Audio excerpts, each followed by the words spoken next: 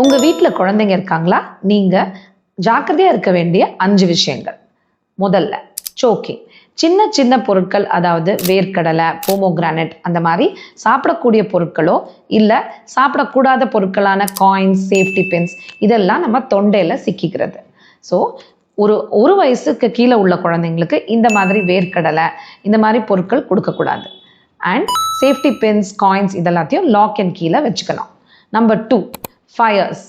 நம்ம சாமி கும்பிடும்போ வைக்கக்கூடிய விளக்கோ இல்லை சூடான சாப்பாடு, ரசம், சாம்பார் அந்த மாதிரி லிக்விட் ஐட்டம்ஸ் இதெல்லாம் எப்போவுமே குழந்தைங்க கைப்படாத இடத்துல வைக்கணும்.